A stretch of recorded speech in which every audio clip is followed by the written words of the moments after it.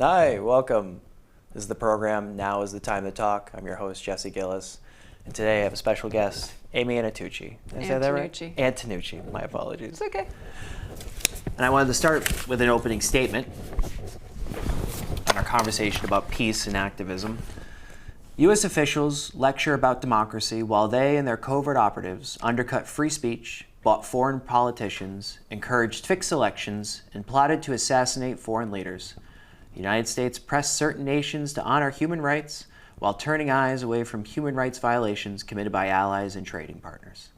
American policymakers championed the principle of self-determination while they clung to decaying colonial regimes and snubbed the non-aligned movement. Washington lobbied for open trade doors abroad while practicing closed doors at home.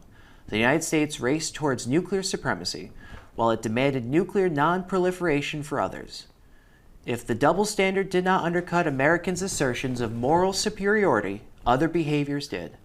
U.S. bombing campaigns and sabotages left millions jobless, homeless, and dead. The unsavory embrace and arming of dictatorial strongmen such as Cuba's Batista, the Shah of Iran, and the Philippines' Ferdinand Marcos facilitated their schemes to spy on, jail, and murder their domestic critics. The United States fueled civil wars, often through covert actions, disrupting societies and economies, keeping the poor poor, and spawning a plethora of anti-Americanism. That was by Roger Peace in his little history of the Fifth Estate, the historians. And to update that, because that at the time he wrote this is a little old, the post-9/11 wars, for those who aren't familiar with the Cost of Wars project through Brown, estimates anywhere from 4.5 to 4.7 million dead. That's approaching 5 million dead in our involvement in the Middle East since 9/11. Today I have a special guest on with us, and we're going to talk about peace. So Amy, first, anything to say? Is there any initial reaction to what I just read about U.S. foreign policy? And he's saying, I think, everything from World War II up to roughly 9/11. Yeah, well, thanks for having me on. Glad to be talking about these really critical issues.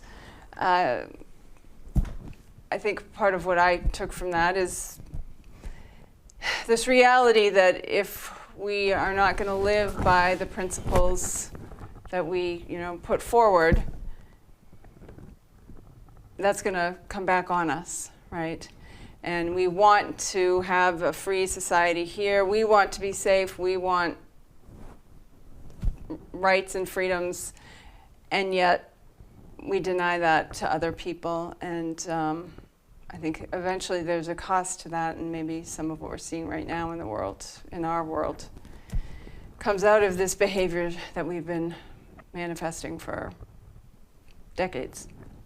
Yeah, there's a lot of violence that we export to other nations for whatever the U.S. policy regime desires, capture markets, control of regions, and to think that doesn't come back here. And it pays a price because that's funded by our tax-paying dollars. That too. And then there's a general level of apathy. We don't really care what goes on over there because we don't feel we don't feel it because war doesn't come home. It may come home in a body bag. It may come home with a hurt family member or somebody who's was sent over there, but we don't really feel the effects of being at war. Yeah. And when we pay for these things, it comes through our taxes, but we don't really see it. Yeah. So I wanted to start with your involvement in the peace movement, a general overview, because we'll get into different pieces over time. I wanted to read something you had written at the MLK event. Okay. And it's just it's something MLK was saying, because he talked about things. Now, I didn't read too much of MLK, but I did know enough that it wasn't just about civil liberties, the equality amongst the races. He went on towards the end of his life before he was assassinated to talk about capitalism and this war. He spoke of the triple evils of racism, economic exploitation, and militarism, and warned us that a nation that continues year after year to spend more money in military defense than other programs of social uplift is approaching spiritual death. So when did you get into the peace movement? Yeah, well, I would say that, well, as I was growing up, we were not a political family, or at least we didn't talk about politics at home. That actually changed later on. But when I got to UNH, I started getting into social justice issues and started out more in feminist activism and environmental activism. But through that work, I became connected to New Hampshire Peace Action, actually. And, you know, I was part of the global justice movement. I just started to see how connected all of these things were. Okay. And then after pretty much on September 11th, 2001, I realized that this was an issue I wanted to do more about. That I could see, to me, this was a chickens coming home to roost kind of a moment. And I could feel that the way that we were going to respond was going to be catastrophic for so many others. And I just started to really have it sink in that this country is an empire. And the way we behave in the world is really detrimental. And I kind of threw myself into the peace movement at that point and have pretty much stuck with it ever since. I still care about it and work on other issues as well, but this has become really paramount for me. Yeah. Were there people at the social justice movement at UNH or in the feminist movement while you were at school that were influences on you? Yeah, well, what happened is I took a general requirement intro to women's studies. And Okay. I didn't know what it was going to be like, but it just blew my mind because it helped me connect. Again, it was about connecting. It was saying, showing how things that seem like individual problems for one woman or girl actually are connected to all these other things, and really just helped me expand my view. The personal is political is, one of the sayings in the feminist movement, and that really was helpful to me to make all these connections and understand things at a deeper level. So I was really involved I ended up actually getting my degree in women's studies. I was the first class that graduated with a major in women's studies. Oh, what year was this? 96? Okay. I think I graduated in 96. Okay. Should have looked that up. Was Earth Day a thing already? Do you Oh, remember? yeah. Yeah? That's from the 70s. Oh, my I'm dating myself, Ralph Nader. Okay. And then 9/11 happens, that's 4 years later, and you had an inkling we were going to go do something catastrophic. Yeah, I actually remember when I heard, I called a friend and I said, and I have family who live in New York City, and I was worried about them and trying to get a hold of them, but the first thing I said to my friend was, I'm just bracing myself for what we're going to do about this. I could just feel that this had the potential to lead us down a really dark, horrifying path. Was any of that, was it our response to Yugoslavia or the Desert Storm, the first Gulf War? Did any of that have an influence on what you thought we might do?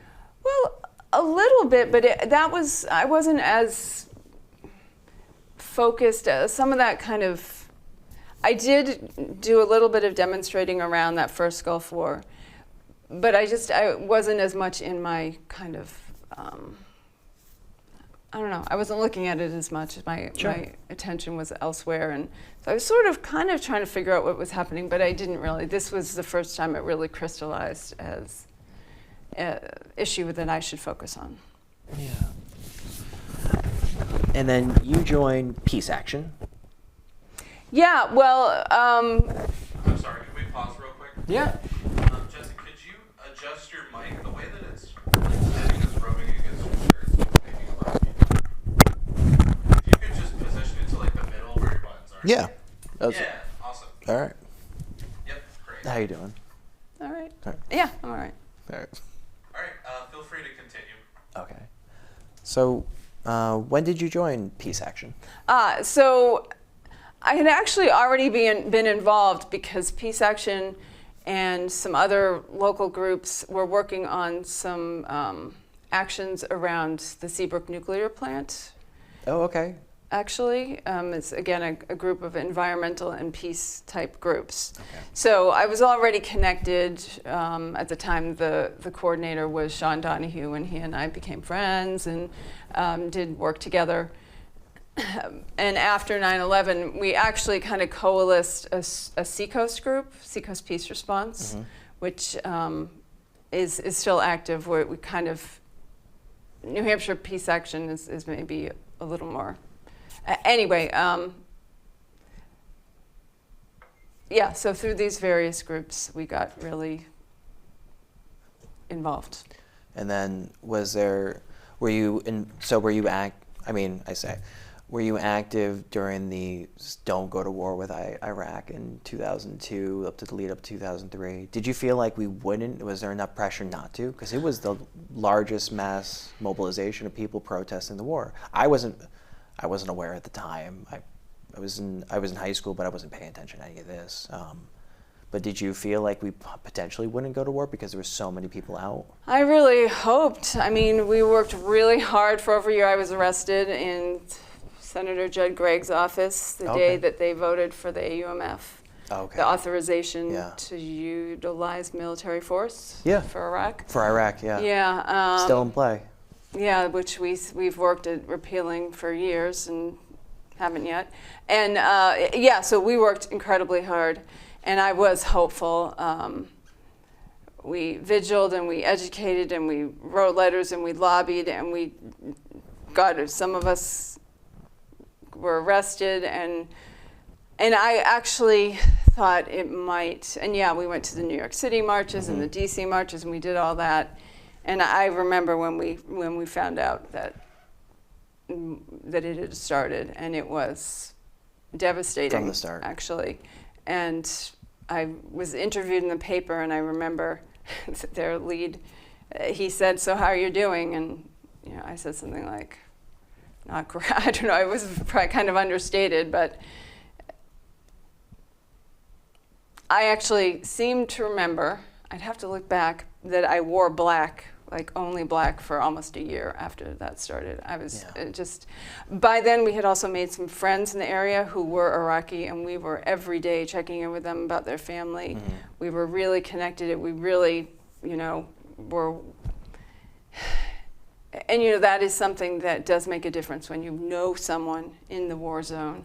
Yeah. It really, I don't know, there's a different level of investment or worry, and we had that because we had made these connections and friends and deeply cared about some specific people who were in harm's way.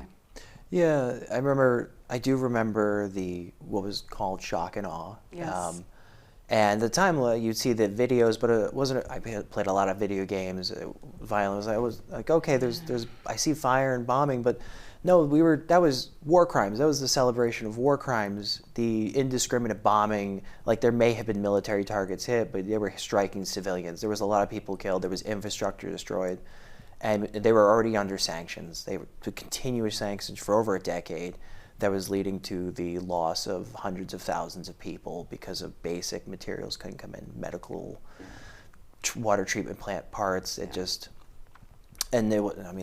really up till late that oh my goodness, looking back at all of that was celebrated, which was a mass killing event. And it was celebrated, and I can't help but feel the same that's going on right now in celebration of what's going on in Gaza when I see certain media in Israel. And we'll talk about, and I wanted to save Gaza for a later segment in this. But, sure. And so last year you were awarded. So at the Martin Luther King Coalition, the annual celebration of MLK Day, you were recognized. And Arnie Alper had written an article, so I did a little reading before this. She is recognized for her work building local community for sustained activism for peace in Palestine and Israel. And since I've been a part of the conversation for Vets for Peace and Peace Action, it's been to focus on Israel and Gaza, what's going on, and leading up to that award. I mean, our focus was mostly on Ukraine and Russia, was it not? Well, I think that once things really from the October 7th, I mean, New Hampshire Peace Action has had the Palestine Education Network project for, 20 years. We've had some folks in the group who've been incredibly dedicated to trying to get people to see the importance and the dangerousness of what's been going on. Yeah. And through, decades when nobody wanted to hear it. Yeah. And where, that was something, I ran a program through Seacoast Peace Response. We had a monthly speaker for 8 years or something.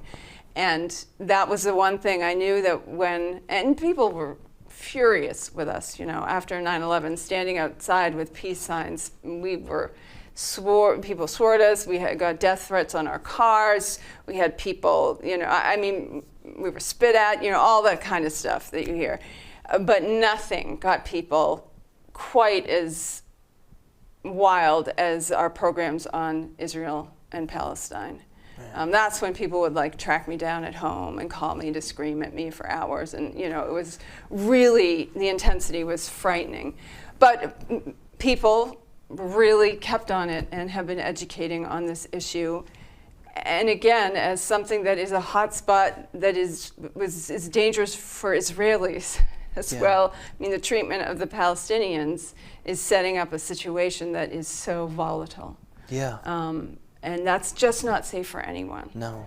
And Ukraine and Russia is absolutely another hotspot in the world, and has been. We have been educating on that, particularly since 2014. Yeah. When there was, depending on how you look at it, a coup, but there was a major upset in their governance with, a president being chased out of the country. All sorts of stuff happened that made it, again, another flashpoint. And we were trying to get people to look at that too. But we have had a much bigger focus on Palestine and Israel since this it's not when the war started, but it's when this new extra violent wave of the occupation has occurred. Right, and I had to go back because I wasn't familiar. I knew there were things, there was violence going on, but I never cared enough to look into it, and just apathy or indifference, it just was never on my radar as something important to me. Then October 7th happens, and I started oh geez, what are we supporting going on over there? Because I go right to the Christian Zionist aspect. I go, what are people cheering for over there for the destruction of the rest of the Palestinians, if they call them Palestinians at all? And I was always suspicious of, after the New Atheist movement, early 2000s, when I was younger, I looked up to some of these people for Christian fundamentalism of any kind was irrational, but that was my introduction, the Sam Harris, the Four Horsemen thing. But after October 7th, to look into this, but it was really August when I saw what was going on. I was like, I didn't call it a genocide. I didn't know. Sometimes I felt uncomfortable saying it was a genocide, and then now I feel, no, this is total destruction, in part or in whole, of the Palestinian people in Gaza. And so I wanted to get involved, and I forgot we're in the line of found Vets for Peace, but then wanted to be a bigger part, and then there was an opportunity to join our board, Coalition for Just Peace in the Middle East, and talk weekly about what's our strategy, what are we doing. For which you've been at the head at, and rightfully so, you get awarded for your dedicated work because you are putting everything to get there. So where do you find that energy? Where does it come from? what gives you that constant sense that you need to do something, or yeah, I'll leave it there. Yeah, well, that's a good question, and a bit of a mystery what, and I'm not sure I can completely answer it. I mean, I can say some things, but I mean, to me,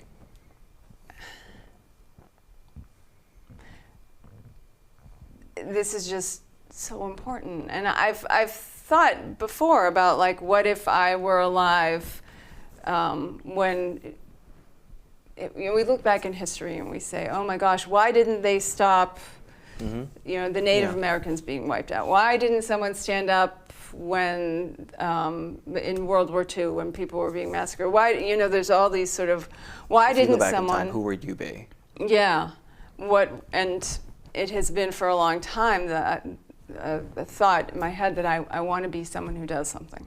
Okay. And I think, though, Joan Baez said that action is the antidote to despair, and that has clearly been the case for me. That when I try to pay attention to what's going on but don't do anything, it is bad. Yeah. I feel just so horrible. When I can pay some attention to what's going on and then get out there with other people and try to do something about it, that's what can help me stay out of the sort of darkness and the despair and the sense of, like, oh, humans, we're the worst, And I don't think that's a healthy place. That's not where I want to be. Yeah. I'd rather be in the room, on the vigil line, in the offices, getting arrested with the folks I know who are dedicated, who put aside everything to do this work, who, that take risks, who, that's what I want humans to be, and that's who I want to be with. Yeah. And I want to act as if, Howard Zinn has a great quote, which I didn't think to bring, about how, if we act now the way we want the world to be, then we have created that world on some level, and that's part of how we get there. So that's what I want to do, is be in the world the way that I think people should be. Yeah. And I don't know, I could do more, I could do that, I do other things in the world too. It's not like our friend David Hartsoe recently died. I don't know if you know him. So he was an amazing activist. His early work, I think he was 16, and he was part of the group that integrated the lunch counters. During the civil rights era. And so, that was like who he was. And he spent his whole life, and he just died, I think he was 86 or so. So he had this, and I believe his arrest number was something like 175. He just gave his whole life to this. So I could do more. But for me, this is, I don't know. Well, to do nothing in the sight of such injustice that we are connected to, it feels like to look away, to accept that level of indifference or apathy. It's corrupting. I say August was a turning point for me. Like, I knew I was indifferent to certain things, disillusioned. Certainly, even I didn't get out till 23. But I was disillusioned. Like, I knew it was a fraud why I was deployed to air defense of Iran, watching over while I was near the Red Sea, or the Arabian Gulf, and like, this is a jobs program. This is waste. This is all money going to DoD contractors and arms manufacturers. But I was disillusioned. Like, this is I won't say the term, but to go from disillusion to actively to actively dissent because I feel like I have to do something. I should have done something before, but no, I can't turn away from this. And I feel like I have to, and that's what brought me to you and Peace Action and Vets for Peace and About Face, Veterans Against War. Yeah. All these people that have to do something. It's an injustice. Yeah. We don't want to live in this society. We say no. And there's a history of movements, social rights movements, of people saying that, like a small minority, and progress or change takes a long time because the general public has to get there, has to feel like this is a change before our politicians actually do something. Yeah. So, sorry. Yeah, go on. No, go on.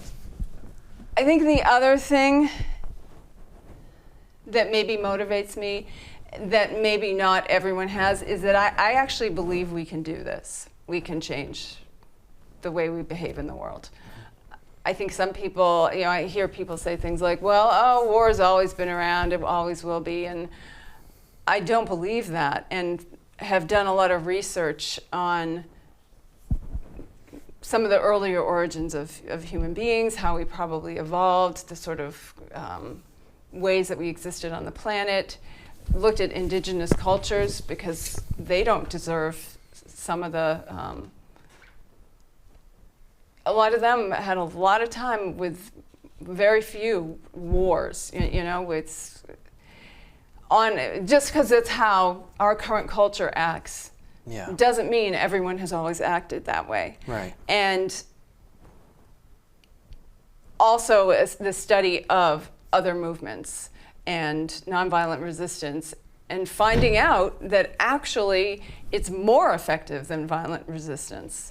And just seeing the things that people have done. And for some reason, I think that story got into me, and it hasn't sunk into other people. I was talking with friends not long ago, and I can't remember how we got there, but someone said something like, well, the problem with nonviolent resistance is it's never worked. And I said, all right, let's talk about that. It's never worked? Never. So the civil rights era, women's suffrage, abolition, I kind of started naming some things, and she was like, oh yeah. I mean, it's not that she didn't know these things, but she had this story in her head. It doesn't work, it doesn't work, it doesn't work. And I had to really disrupt that pattern for her to go, oh, yeah, I guess it does work. And somehow I disrupted that pattern of belief to where I see this as a viable path forward. In fact, I see it as the only viable path forward, a way of peace and nonviolence and a lot of action, but it being nonviolent action instead of what we go to right now, which is just this constant emphasis of jump to violence, violence, violence. Yeah. I think there's a bit of a culture that goes to action. It's almost the fascist thing. It's blood and soil. They don't spend too much time intellectualizing, just action for action's sake, trying to do things. And I go back to the era of Hitler and Mussolini, and that was the thing, the blood and soil, and just go out and do something. You don't have to think about it, because it was also it wasn't the poor man's, but it was the working man's ideology, looking up to or idolizing your leader and going out and do something that was supposedly for the average person, because they were overthrowing. There was the corruption or the destruction of their state, and they wanted to make it for them, and so they put their beliefs in these leaders, and they went out and did things violently. But that doesn't speak to other violent uprisings. But yeah, there's a precedence for peaceful activism, and the one for civil rights was militantly peaceful. So it was everybody felt like, look how bad they're being treated. I can't believe that. You see the humanity in people. Yeah. And it is nonviolent action. I think people don't understand that it's not about not doing anything. It is actually about doing a lot of stuff. Yeah. And even the early part of this country now, of course, there is the whole era where we were wildly violent and exterminated the human beings who were already living here. That is a reality. But then there are some myths. For instance, most people don't know that the American Revolution was essentially won with nonviolence over a period of 12 years. And by the time the first shots were fired in Lexington, we had emancipated ourselves from England. The violence that followed had more to do with consolidating power and vying over who got to be in charge next. And I grew up in Lexington, Mass. Oh, did you? I went to that reenactment over and over, and this was our whole thing. Okay. Yeah, and nobody told me, nobody I think knew this whole other, we kind of know. Most people have heard of the Boston Tea Party. Most people have heard of the Stamp Act. Most people have heard of some of these pieces, but haven't put together that there were 12 years of very well done nonviolent activism that completely, England wasn't governing us anymore. So that's part of our history, and I feel like it'd be great if we understood that.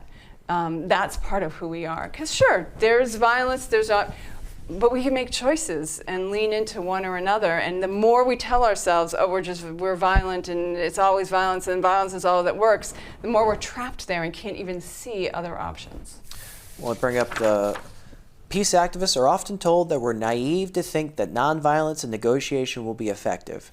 And I'm reminded of just now Trump or his envoy speaking with the Iranian representative and if we can find a deal. And I think of Chaz Freeman, ambassador, he's older now, talking about how many people we actually have. There's so much put into the warring effort as opposed to the diplomatic effort. There's so little put there, and they always lead with, if we could find a diplomatic solution, but they put nothing in it. There's really no resources. They've stripped that as part of the State Department. But everything goes to making sure we can win a war for whatever region, whatever calls for that region, whatever the objectives are.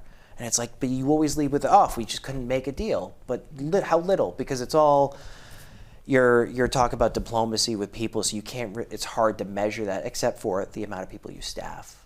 So the amount of ambassadors you have that are actually friendly with these nations, or people in the State Departments to keep those relations open so you're actually talking to those. I can't imagine during the Ukraine-Russia war when Blinken or Biden would not talk to the Putin or Lavrov in Russia. No talk for, I think it was over a year and a half, if not 2 years, no communication whatsoever, and how dangerous that was, as opposed to compared to JFK, and I can't remember if it was Khrushchev. That they were constantly on the phone making sure things were okay. They could always talk down because somebody down the ranks might do something that's too close to hitting a button, things to go off and spiral out of control, but they were always in conversation. But during that lead up, it was these two, supposedly they're not talking. As far as we know, they weren't talking at all. It's this is really dangerous. Yeah. And it's very strange to me because it's we hear things like, well, we can't talk to them. That's sanctioning. I'm not sure what people are thinking, because you need to make peace with the people you are at war with.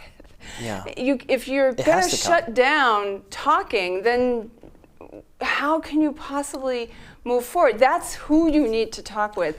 And this is a really critical issue. One of our board members, Sandra Yarney, just wrote an article for us about that someone from Northern Ireland was talking about the steps that have to be in place for peace for hostilities to be calmed down. And one of them was you talk to everybody. You don't say, well, they're too violent and they're to this and they're to that. If not everyone is in the room, then there's no way to work it out. Yeah. The whole point is getting everyone in the room. That's critical. And so every time they say, well, they're too awful, we won't talk to them, we've just shot ourselves in the foot.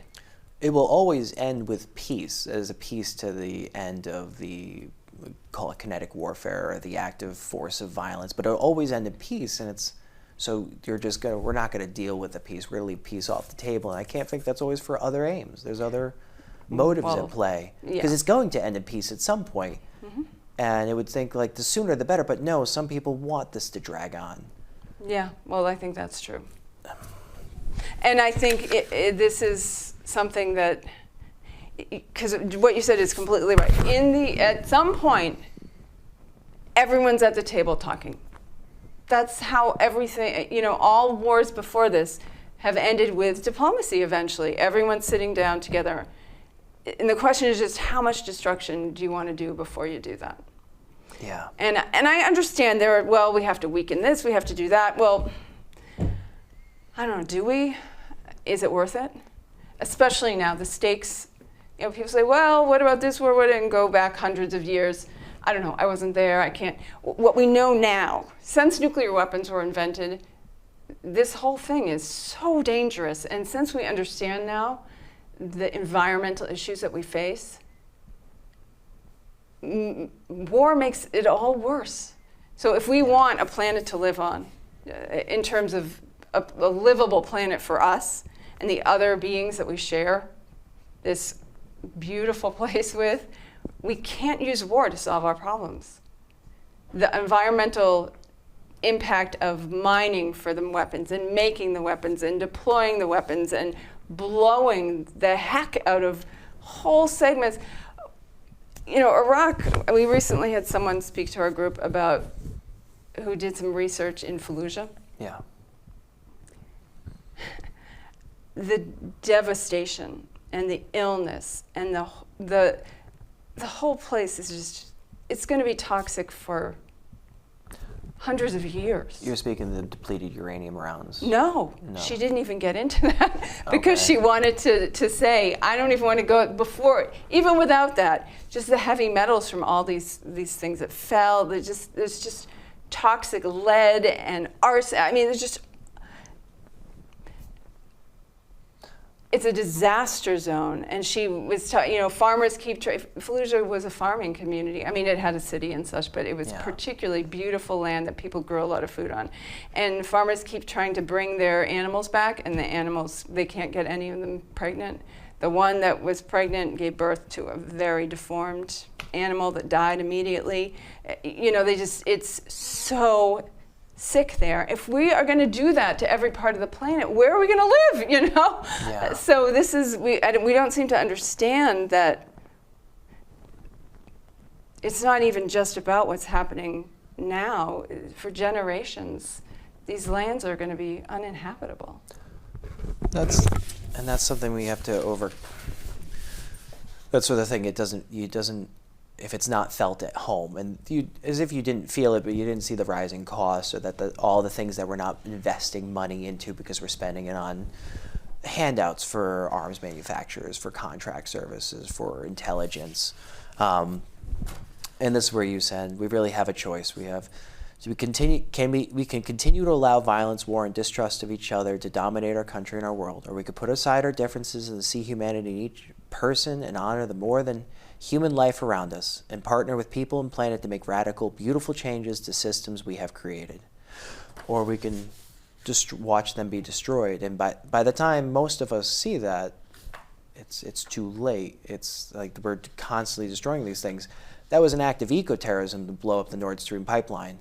That was I don't know how much was released, how much that set us back for targets for carbon emissions. But that was blowing that up to sabotage Russia's selling gas to Europe, particularly Germany. That was an act of eco-terrorism. And the DoD, our U.S. military, I think is number 4 in countries in the world for carbon emissions, amongst other uses, everything else tied into it. But it's huge, and half of our congressional spending goes to the DoD. It's defense spending. It's selling arms around the world because it's profitable, so long as we're all paying the taxes that fuel this, because it's handouts for them. They need it. Yeah. But we just don't necessarily feel it here. We'll feel it where fracking's happening, or the water's dried up, or where those special sites, the EPA is designated because of industrial stuff. But we haven't seen it war here. But certainly those people in Fallujah, around Fallujah, or just in Iraq in general, know that this is what modern warfare, modern technology does when they don't care about, because we were going there to save those people. We're always going there to save them, and when the war ends, it turns out we're not really doing much for them at all, but we were doing it for them. Yeah. Well, that's what they sell us on, right? Yeah, and that's, I mean, in a way that says something good about us, that they need to trick us by telling us we're helping people. Yeah, Okay? we're doing it out of the goodness. So it's nice that we want to do that, but this idea that bringing a war, you know, recent polling out of Ukraine shows a vast majority of Ukrainians want negotiation and peace now, and they're Yeah. willing to make concessions Yeah. because they're living a hell. The closer you get to the front line, the more the people are like done. It's like 75% of people are like, no, we just find a way to stop this. Yeah. But we're going to go in and we want to keep this going. They must continue to fight because, you know, must they do these wars for us? I mean, we got to find some other ways around this. And as far as I'm concerned, there are other ways.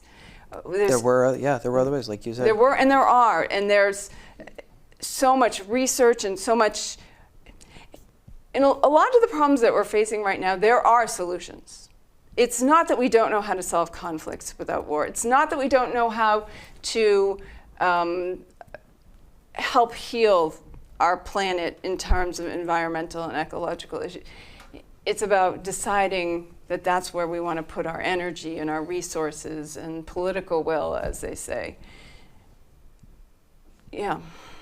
And that's so you get, when you bring up these things, or maybe you probably get this in conversation, you'll bring up like, why do you care about that? That's all the way over there. What does that have to do with us here? Shouldn't you care about something here? And I always think, well, we are at the loss of helping out people around us. We are putting all this effort overseas and exporting violence and destruction and terror to these other places that we certainly have to ignore how these people are feeling, because it's the civilian population that feels it. I read that number for post 9/11, that's 4.7 to 4.9 million killed through our terror wars. That's a lot of civilians for wars against how many terrorists there were supposedly? How high is the collateral damage? How destabilized? How many lives have been ruined through terror wars? And to feel like we should care about something here. Well, we do care about with exporting, stopping that violence over here, or over there, for the corruption of our politicians to allow those arm deals.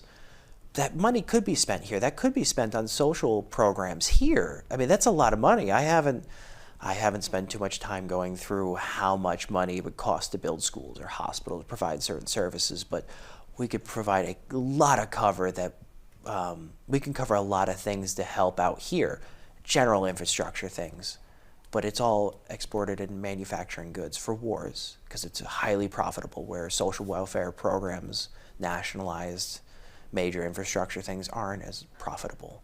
And that's the trade-off. Yeah. There are a few things in there. I mean, also, okay. No, go on.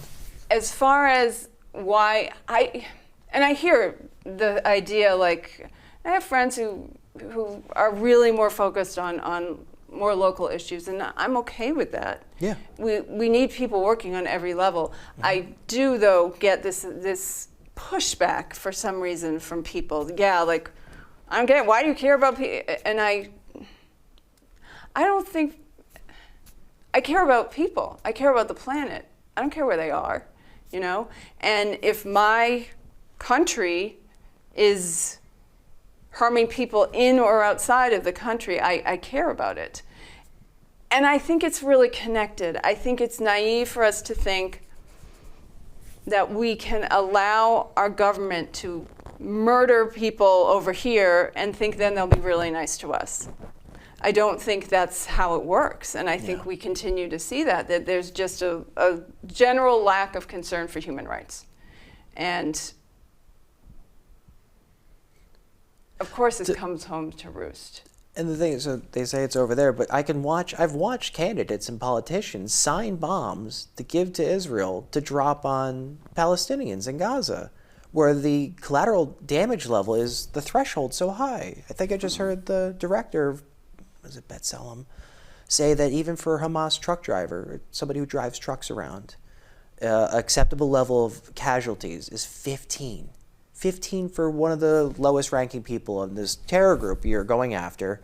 But you're accept that many lives for somebody for what? That's almost, it's, I knew our drone program when Obama took it all. I mean, it started under Bush, but when Obama took it over, how high the collateral damage was, how high it was. And it's like 95% casualty, or what they say is collateral damage for every operative. And it's based on cell phone signatures or where they were. Yeah. The recent war crimes in Yemen, where that's whole signal chat leak, where they just blew up an apartment building, accepted how many? 52, I think it was. People dead for what? Supposedly what? And of course, the scandal in this country is that that there was a leak, not that we 52 people illegally just killed people. because somebody's SIM card was tracked to that building, who they were tracking for however level. And when you were saying for why we should care, I'd read the book. Have you ever read the They Thought They Were Free by Milton Mayers? I had a quote from, I'll have to come out to it after. I don't know where it is. But I will say there is a thing in the Nuremberg trials. Captain Gustav Gilbert was the U.S. psychologist who was his mission was to find out what made these people so evil, what made them tick, the high Nazi ranking officials, and his one statement was, evil is the absence of empathy. That's what he came to, because these were rational people. They wouldn't stick out to you. You would think they were good people. There were some of them, he said, were good humored. They were fine, but when it came to the lapse, because none of them directly did anything. They were all higher ranking officials, but they oversaw the Nazi war machine. And they knew about what was going on in the death camps and the concentration camps and the war crimes that were being committed by the German divisions, and just indifference. I think Göring may have turned at the end and realized, even if it was just to look good in front of for the people he was around, but didn't realize what they were contributing to, or recognize the evil in what they were contributing to, because it was out there, or it was over there, or those people were less than, and they're mostly indifferent. And so we export all this violence, and that comes back. Sorry. No, you just had me think of, so another part of my life, I'm a permaculturist. It's a certain type of really sustainable agriculture and way of living that really turns to, let's say, our elders, because of course saying to nature is silly, because we are nature.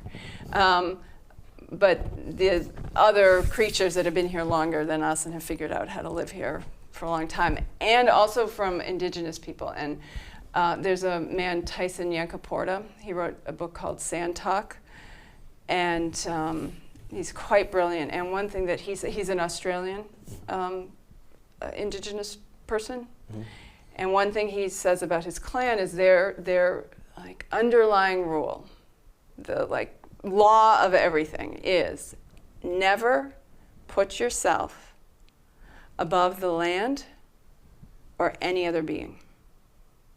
As soon as you have a hierarchy, I'm better than them or this or that, something goes really awry in humans. So what you're saying, that once you start to see, I'm better than those people, this is dangerous, very dangerous. And that is true if you're talking about Germany, if you're talking about the US, if you're talking about Israel, if you're talking about anywhere that this happens, it is very dangerous. And right now in this country, there's a lot of that happening between the political parties. Yeah. And this is something that bothers me. I am 100% for resistance to policy. And to a lot of what Trump is doing. I find it very disturbing when people hate Trump people or whatever. This is no good. This is just falling back into the same thinking that got us here. Yeah. We cannot do that, I think. You stop seeing the other as having any value. You dehumanize. You couldn't have the concentration camps, or you couldn't have the death camps without already a stigmatization against Jews. That couldn't happen. You already had to be primed for that. Here, we're blaming immigrants for the loss of our jobs and our problems. We're blaming the fentanyl coming in, right, from them or whoever, China, because we're going to prepare for war with China. We're going to stigmatize, and they're going to do that for years so they can have a scapegoat, because it keeps us distracted from what's going on. But that's a different point, because this is they're playing off of is it tribalism, or they're playing off these things where we're dehumanizing and stigmatizing these other populations. Yeah. And now, when you talk about the political parties, they suffer from the way they think, and it looks like evil. So that both parties are the Revolutionary Party. Both parties are taking the country back. That both parties are taking it from those who are trying to overthrow us. Yeah. Yeah, I think that our political system needs some real work. And this didn't all start when Trump was elected. Right. I know a lot of people think that. And then probably some other people think it started when Biden was. This has been going on for a long time. And I think one of the problems is that we're an empire.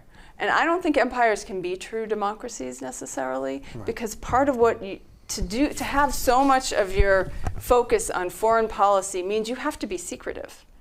You know, every meeting I've had with my representatives, at some point they're like, well, we can't tell you that, that's classified, you know. The more that's classified, the less citizens can be involved, the less it's a democracy. You know, democracy isn't just you show up once a year or two or whatever and vote. That is like such a bare minimum. It means so much more to be an involved citizen, and I don't mean like your legal status, I mean like a person who is in your community working for, you know, with others to build the best society that you can.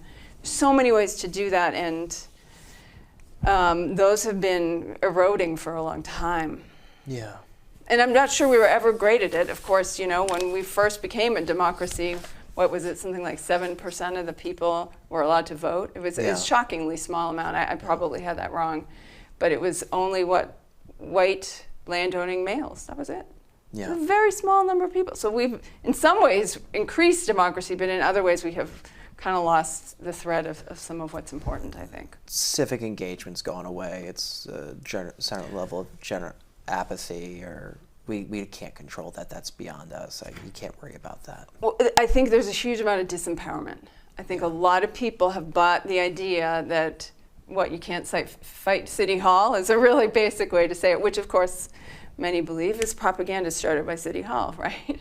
We change things all the time. And actually in some of the groups that I'm in, peace action meetings, we always start with a good news story, political good news story, because we cannot let that narrative that we always lose and it's always bad take over.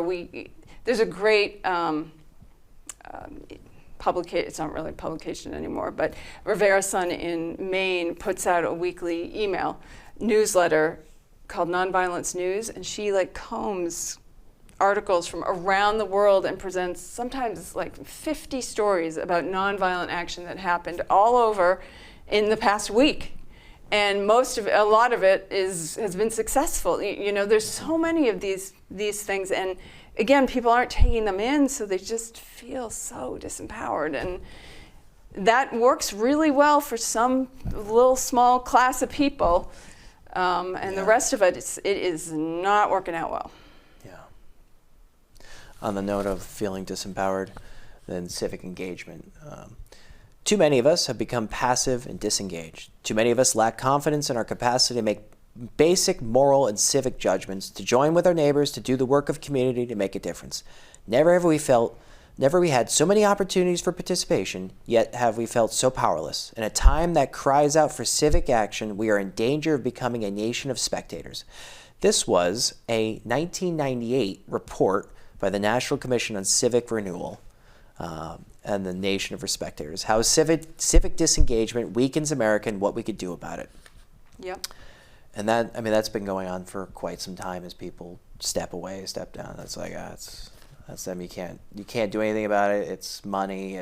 There was already a sense of, there's always, the corruption's always been there, but with certain movements, especially Citizens United, super PACs and whatnot, disempowering people, you can't compete with the big money that's coming in. And so people check out, because where can you find? Because you also don't hear the good stories. Right. You don't hear them. You don't know there are things you can do. And so if you go looking, you could find communities that are trying to fight, that come together to take on something. And that succeed. I mean, we're New Hampshire. We have the Clamshell Alliance. We stopped the refinery in Durham. There are so many examples that have affected the lives that we here are leading, and somehow they don't stay with us. In fact, people think Seabrook was a failure because we ended up with one plant, one nuclear power plant there, when actually I think there were supposed to be 3. Over there? I can't, suddenly the word is escaping me, 3 units there. Okay. But what's really important is that after Seabrook and the Clamshell Alliance and all that activism, another nuclear plant has not been built in the United States ever since.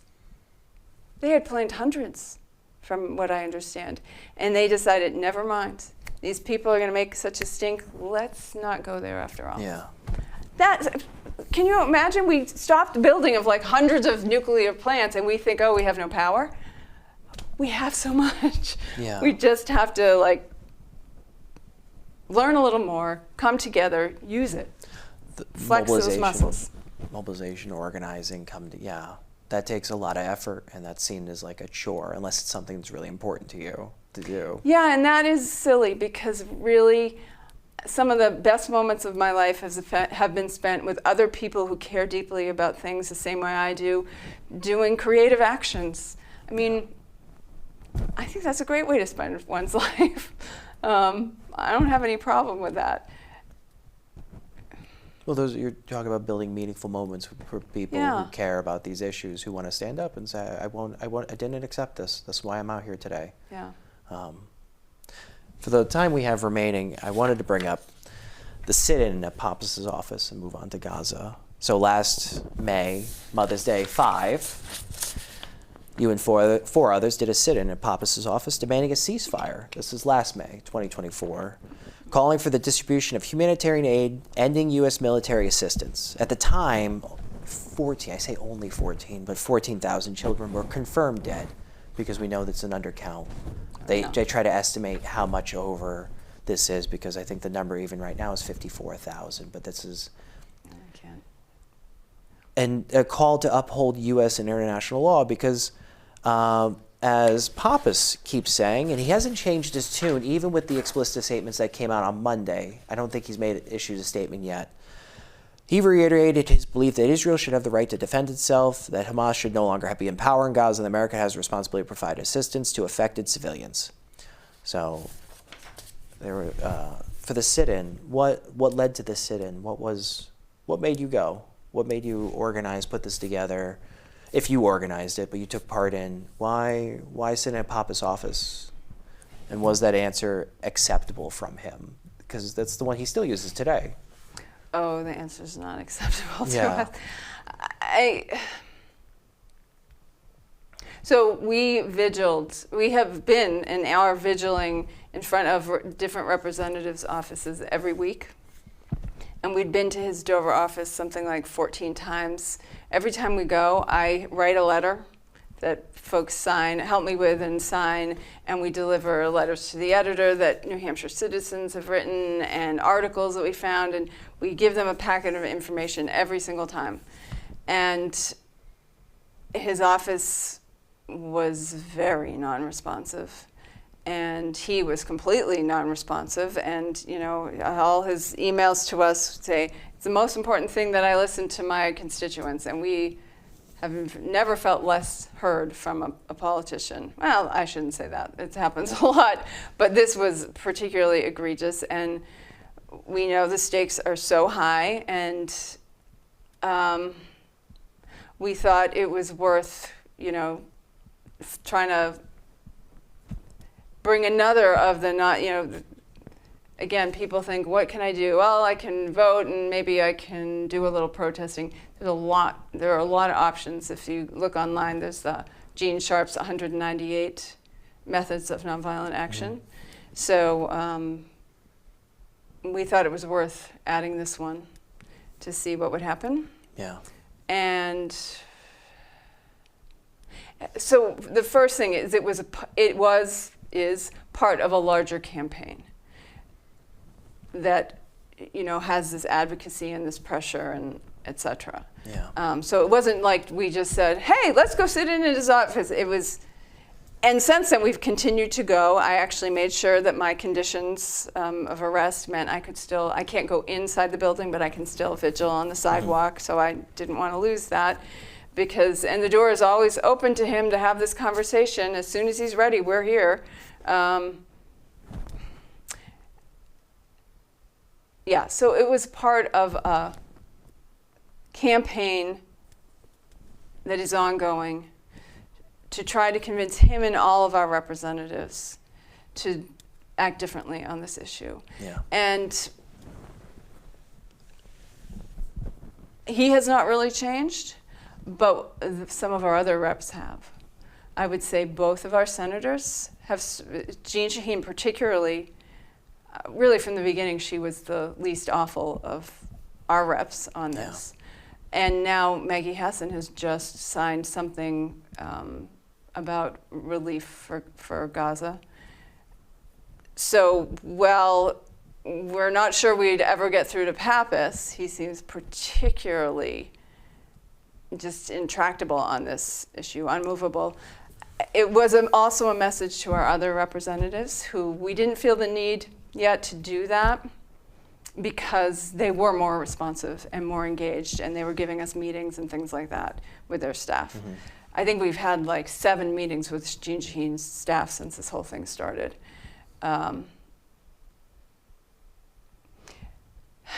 So there was a strategic aspect to it. Yeah. And, which again, it wasn't necessarily about moving him, though we would love that, but was a message beyond that about how serious we are about this, how much we care, that some of us were willing to take a risk like this. Also, it was something that some of us felt strongly from a moral position that we had to do more. And I will tell you personally, the frustration of getting the same letter back from this guy every single time. Yeah. When we were like a whole day every week I spend making that letter, printing the stuff out, going there, in rain and snow and cold and hot. I was there one day at Chris Pappas' office. There's a temperature thing on this billboard near us, and it hit 99 degrees, and we were standing there, and he won't even acknowledge that we exist. That sort of, moral injury, that sort of disregard for us as his constituents, I felt like it needed something more to be said on that. So that it was very much, we had strategy, but also there was something else around who we are and how we show up in the world. And it's not like it's something small. There's an ongoing genocide going on in Gaza against the Palestinians perpetrated by Israel, who we are arming, who we are breaking U.S. and international laws. We are signatories to certain treaties that we are breaking in violation. And he can do this. And he would, if we were to be on the losing side and a war crimes tribunal was held or trials were held, he is complicit in this. Mm-hmm. But he can act with certain impunity. So can our other ones. But they know they can ignore this. So as if it's your issue, it's your small niche issue. But no, we're perpetrating something. I heard it described as it's a colonial massacre. It's the first time we have ever seen a live stream colonial massacre of the ones we would read about in the history textbooks of things that have happened, and we're perpetrating it. They can't do it without us, and we've been doing it even though the ICC has put out the arrest warrants for Netanyahu and Yoav Gallant, the more explicitly genocidal statements that came out Monday. You could see the images and videos that come out, the death toll. The genocide scholars are all on the same page about this. Nobody's really thinking it's indifferent. Some of them have thought of it since early last year in 24. And yet it goes on. And you could read it as same message. It's still the same thing. It's like they have a right to defend. It's just, you think he has to know, but we can't sway him morally. It's to the point that it's like the votes. It's gaming the system for his next reelection. He goes to be senator, but it's he takes a lot of money from AIPAC. Are you aware of that? The American Israeli Public Affairs Committee is his biggest financer. So we know that money has corrupted our political system. And to me, this whole thing has been a reminder of the, and you know, a lot of people are very concerned about our democracy. The fact that we were told that they were getting more calls about the Israel-Palestine situation, calling for us to support a ceasefire, than they had ever gotten on like anything else ever. And it doesn't change what he does. And we do all this work and it doesn't change what he does. And I can tell you, standing out there every week with our ceasefire banner, people stop, people come over. It is overwhelmingly positive responses. Yeah. Overwhelmingly, people are saying this shouldn't be allowed to happen, and this, I don't want my taxes and my money and my country involved in doing this. Yeah. And it doesn't move them at all. So is that a representative democracy? Who is he representing if he won't even engage on this issue? It seems really concerning to me, again, about whether this really is a true democracy and how far we've moved away from that before Trump took office. Yeah. So it's, you know, this, and again, we let other countries and ourselves break international law, break U.S. law, and now we're up in arms that figuratively, that Trump is breaking laws. I guess some part of me, it's like it doesn't compute. Yeah, we're setting the stage for all these things to happen, and then when other people do them, or they're not done the way we want, we're all self-righteous. I don't think it gets to work that way. Either we uphold laws or we don't, you know? So I'm thrilled that people are challenging Trump. I just wish people were challenging our other leaders who are also breaking laws. Yeah. This gets a pass for anybody who's considered an ally against Trump, and free pass because you're fighting the fascists. You're fighting. Yeah, and like I said, I think we're way too late in the game here to pick and choose which wars. It's war is solving our problems this way is a critical aspect of the problem that we're facing. We can't do it and survive. As you quoted MLK, it leads to spiritual death. The lack of empathy, it's the general apathy, lack of empathy, dehumanization of others, and the loss here at home. And we do to ourselves what we do over there, and you said that earlier. And I think that's all the time we have for. That did go fast. You said it would, and it did. Thank you for coming on. Sure. Take care. Yeah, thanks.